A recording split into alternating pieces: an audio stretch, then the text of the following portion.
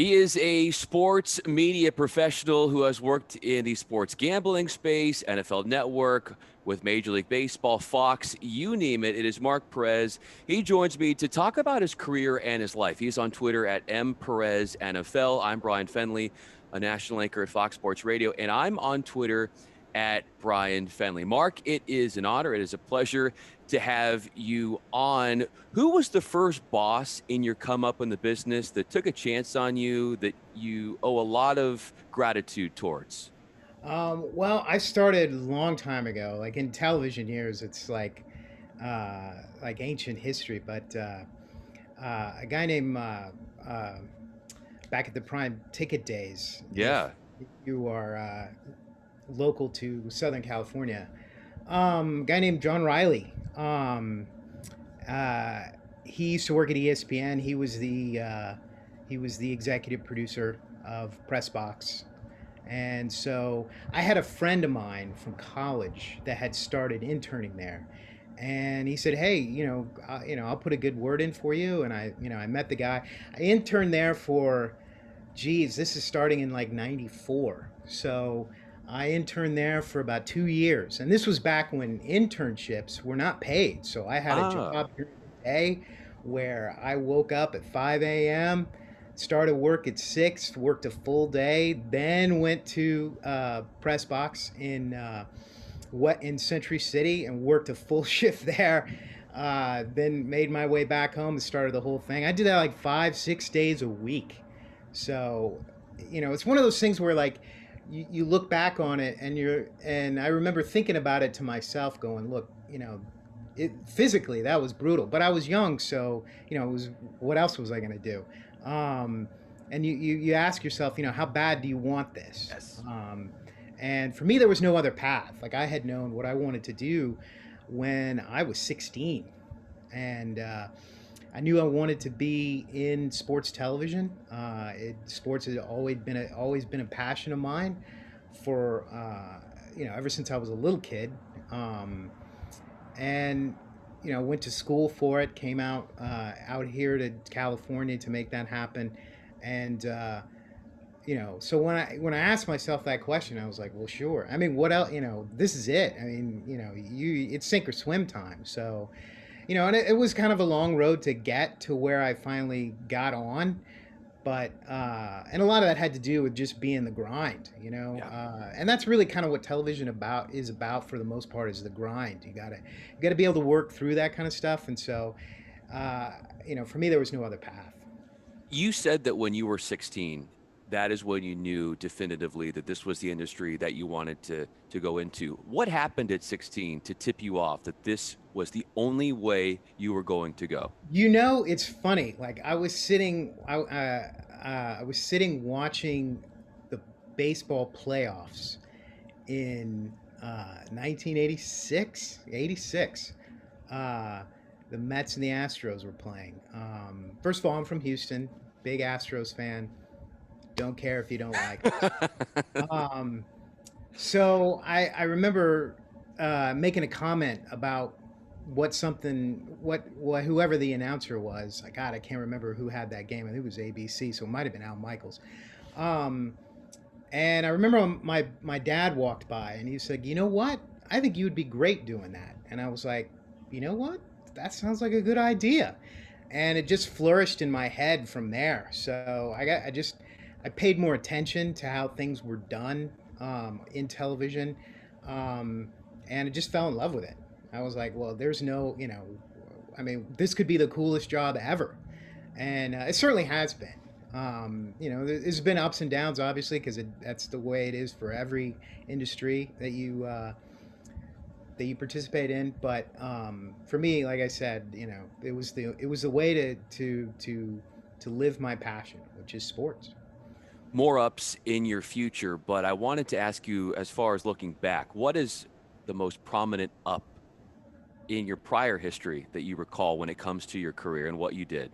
It was a feature I did when I was at Fox at the regionals. Um, it was on this community college basketball player. the star player on the team, he only had one arm. So I remember thinking, well, this can't just be a normal sit down, talk to the kid, talk to his parents type of story. You actually have to see this guy do this. So I had my talent at the time was Todd Donahoe, great guy. Um, Veteran in the local TV business, was at the Fox Regional at the time. And I said, look, you have to do a demonstration with this kid. So, and sure, he was like, absolutely. And the guy executed it to perfection. And it really kind of told the story of how really remarkable this kid was. Um, and when I finished editing it, I knew I had something special. So it got submitted for the local Emmys. And I remember sitting there and I got nominated. And I remember sitting there in the crowd going, God, am I going to win this thing?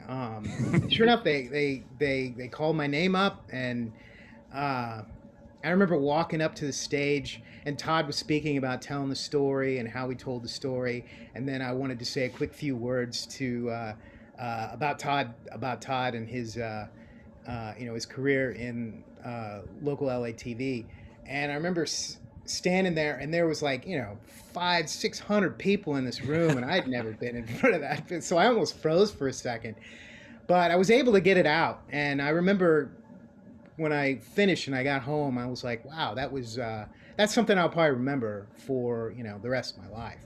So I would say, like, in terms of accomplishments, that that would be the one that would top my list. Another, again, and it's as far as a career arc goes, is just working for the NFL. Um, Again, being a sports fan, being a football fan in general, that's like the Taj Mahal.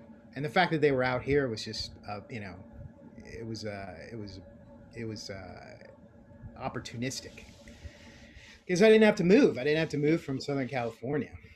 Do, Um, Go ahead. I was going to say, do you remember what you said in that speech?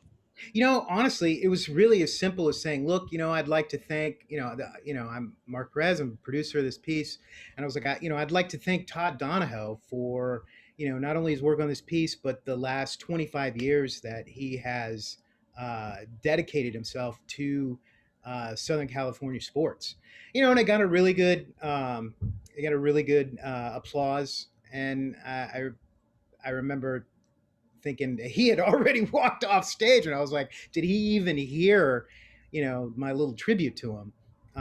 It got back to him, but it was a surreal experience because I had never been in that in that situation before, but it was something that that was really special.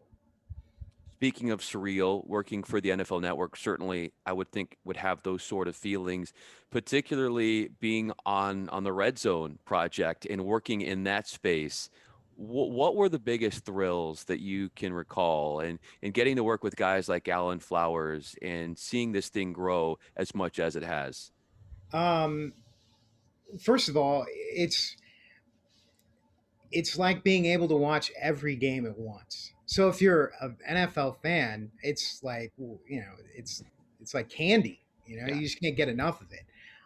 But I love the frenetic pace of it, and the way we deliver the the overall picture of how every NFL Sunday goes is really remarkable. I work with some great people, not just Allan Flowers, Brian Nettles, Ryan Yunt, great producers. Um, Guys behind the scenes like Dave Alonso and McCormick O'Meara. Those are very good friends of mine. And, it becomes a bit of like a tight knit family. You become part of it. And, the longer you stay together, the better you are at it because you don't even have to eh, really uh, everyone knows what you're going to do before you do it. So they're like, oh yeah, okay, I'll put, I know exactly what you're thinking. So it's a great place to work. But not only that, not only the NFL, but also the Red Zone. And Scott Hansen is the best. The guy is in. He has got more energy than I think any human being is allowed to have. he is tremendous. He is a dynamo behind that mic. And the show really wouldn't be what it is without him. He is fantastic, and I remember, thinking, you know, because his contract was up, and we were talking, well, what? And I remember talking to him about it. I'm like, well, look, Red Zone isn't Red Zone without Scott Hansen. It wouldn't be the same. No, look, and that's not taking anything from Andrew Siciliano, who does a tremendous job over at DirecTV, and they do a tremendous job. But Scott Hansen is something else, man. You want to talk a guy that's passionate about what he does? That is Scott Hansen. It's great. Like I said, I remember talking to Flo about it, and saying, "Look, man, I would do this for free. You wouldn't even have to pay me. I would just show up every Sunday and watch the games and do what you need me to do, because that's how fun it is. It's really the most fun I've ever had in television, and that go and I've been in TV for 26 years now, and it's just tremendous. I can't explain how much love I have for that show. What has been what has been one of the most fun aspects of getting to work with Steve Wyche? Steve Wyche, he, I saw your interview with him, and I remember having a similar conversation with him about Kaepernick, the Kaepernick story. And he was like, "Look, I'm just doing my job," and I was like, "That's who he is." Steve Wyche is a total pro, and you know, but not afraid to interject his own opinion into it as well. Um, and we've had conversations about stuff that's happened in the NFL, and he's very candid about that stuff. About the Kaepernick situation or anything that's going on behind the scenes in a particular organization, and just a real genuine uh, guy, a great reporter. Probably one of the best that the NFL Network has, and just a total pro. And that's the thing. I get you know I get drawn to people that are like that, that are first and foremost a professional. That's about the job. Um, and Steve Wyche is definitely one of them. Just professional, but also just with just a ton of integrity as well. And I really appreciate that. He's a great dude. Why are people drawn to you? Um, I think I think part of it is that I'm really passionate about the job, and I get really wound up at times, especially when we're live on the air. Um, but I think for the most part, I'm really easy to work with. I'm not somebody that's going to give you a hard time uh, unless it's necessary. But I think I've always put the product first, and I think that's really important uh, to creating um, sports television. Is the product is first. Anything you do to get that on the air is paramount. So it's like there's a mantra in sports television. It's like, just get it done. And I don't want to I don't want to hear your story. It just needs to get on the air. Um, but that, and like I said, I'm pretty easy to get along with, and people seem to like me. What if you were to put your? Oh, sorry. Go for it. I didn't mean to No, no, cut no. you off. It's that. It's just that I think the first thing is people uh, people are attracted to, not attracted, but just people are drawn to the passion that I put into the work I do. Um, and I think if you don't have that, then what do you got? What are you doing? Are you're just going through the motions and collecting a paycheck, and that's really not what this is about. Um, but yeah, it's it's something that I find as I get older I get a little more mellow about it because you see a lot more of the big picture, and there's a lot less intensity with it. But that by that time, everyone knows who I am anyway. But Yeah, it's why I love the business. Mark Perez is with us. I'm Bryan Fenley. When you look big picture at what you've done and you critique yourself, what's going through your mind?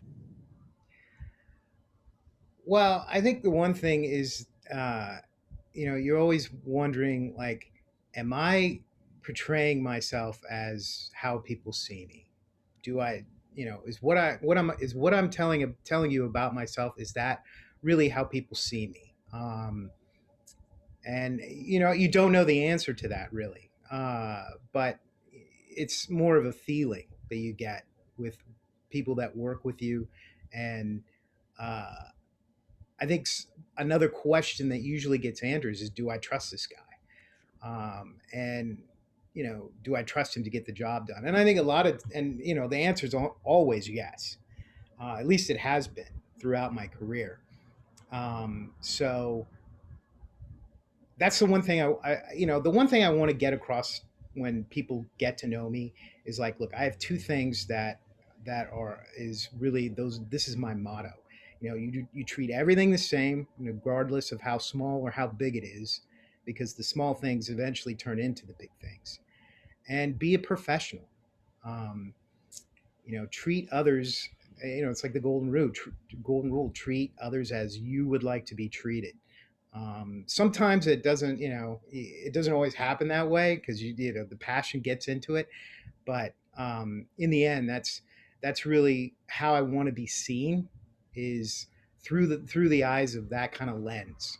Is you know t- the details, making sure that the details are taken care of in the big picture, and just being a pro. And probably that being the most important thing, because if you're not professional, then people won't take you seriously. Um, but you think about, as the years tick off in your career, and the the 25-year-old me is much different now, at 51. Uh, then do am I still that same guy? And I like to think I am in most cases, but in the end, you learn as you go, and you learn how to treat people the way they want to be treated, especially people that are coming up in the industry, um, that are learning. And that's all. That's been another a passion of mine, is teaching others what I have learned. It's fun, and the end result is that you get to see your work done through someone else, and that could be super rewarding. Wow. That's some awesome stuff. Mark Perez is with us. I'm Bryan Fenley. How harshly do you judge your work? The criticism that goes Oh, in your head. oh, like anyone else, I'm my worst critic. I'm the harshest one. Like, even the little things that somebody may not see, I'm like, man, that's not good. It's got to be better than that. It's got to be better. Because the you always strive for perfection. It doesn't always happen, but that's the goal. And if you cut corners, or if you do something that doesn't quite come out right, then I'm the first to recognize it. Like, man, I really, that didn't go as well as I wanted it to. And I'll say it too, even when I'm producing. I'm like, man, that did not that's not the way it should have been.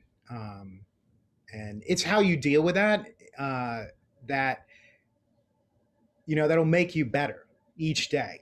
Is you learn from your mistakes, and you don't make the same mistake twice. And I like to think that I haven't done that. It's really, at the end of the day, uh, it's the goal, is the perfection, to have something that you see on TV be the way it's supposed to be. And if it's not, then you're disappointed. And I've had other people come to me and go, "Hey, man, that was really great," and I'm like, it wasn't that great. or it could have been better. That's always it always can be better.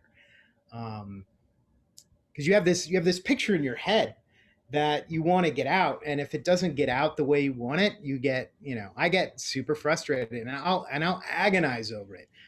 It's like a coach that says, I forget the wins really easily, but the losses are the ones that stick with you. And it's true. It's true in television too. That one thing that doesn't go right, you're like, you think about it for the next 2 days, but you also make sure that that never happens again. Um, yeah, it's one of those things where uh, it's like you just asked me previously. Do I, how do people see me? It's the same thing. How did people see my work? Do they see it the way I see it, or and you become your own harshest critic uh, through that manner. Um, yeah, it's something that you know you need, that people need to just understand that there are different perspectives by the way people see the finished product. It may not be what you have in mind, but it may be what someone else will come to you and go, "Hey, man, that was great," and I was like, I mean, I've said that before, but the thing that pops into my head is when I was working on NFL Replay, and that's a post produced show, or it was, and it you labor over that thing for 3 straight days. Like you cram 40 hours into 3 days, and to put that product out, and then in the end, you see it on TV, and I'll have people call me and go, "Hey, man, I saw that was really good," and I was like, "Yeah, but that, in the third quarter, that graphic came in too soon," and it's just like, "Dude, what are you talking about? Just take it easy." But that's who I am. Like I said, again, the end result is always perfection.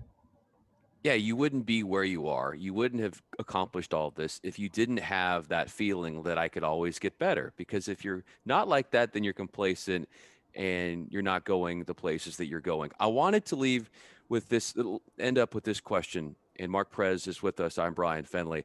What's the one notable thing in your life, Mark, that you have learned from that has something to do with work, where you took that experience and you said, okay, I learned a lot from something that maybe went awry, and I'm going to channel it into getting it right, and you've been so much better off because of it. Honestly, just what I mentioned about NFL Replay. I started just producing the show under Jason Wormser, just another great guy. A guy I consider my mentor in this business. Um, and when he left to go to Fox, he turned the reins over to me. And I remember thinking, okay, well, now the training wheels are off. This is what you've wanted, your entire career up to this point. And I want to say this was about 8 or 9 years ago. Um, and I remember, okay, but I'm going to do it my way. And you end up putting that product on the air for 2 years, and you hear, oh, this is great. The ratings have never been better. This is tremendous. Um, and then, you know, it comes to a point where you think you've done it. You've finished what you wanted to do and achieve, and it was time to move on back to the news aspect uh, of television. And I remember thinking back and going, that was something I was really proud of, that I was able to do that, and because it wasn't easy. I mean, that there was one day where I worked 20 hours on just to get Wow. two shows out, Jeez. and because it's on such a timeline, and it's a race to get it on the air, but to get it on the air as best as it possibly can. And I remember thinking, like, why, after 2 years, and I was just exhausted at that point. I remember looking back and going, I learned that now I can be a manager, and really that was the thing that I wanted to take away from that, like, can I do this? Can I go to that next level? You when you're given something to do and you do it, but now you're the guy giving it, uh, giving out the project, and it needs to be done the way you want it done, and it got done that way. And I remember thinking back, going, that was really rewarding. That was something that I took away and go, I did that right. Many more rewarding experiences in your future in this business. Mark Perez, I'm Bryan Fenley. Follow Mark on Twitter at MPerezNFL. I'm on Twitter at Bryan Fenley. Mark, thanks so much for doing this. This was a lot of fun. Yeah, it was. I had a blast. It's a real honor to be here. Like Stop it. we were talking before about some of the people that you have talked to, and there are a lot. Some of them are my friends, and it's just really an honor to be, in that mix. And so I thank you tremendously. And we've been trying to get this done for Yeah. like 2 or 3 weeks now. COVID, that vaccination shot really took me for a loop. That second one, so but it was great. I loved it. Thank you so much. I really appreciate it.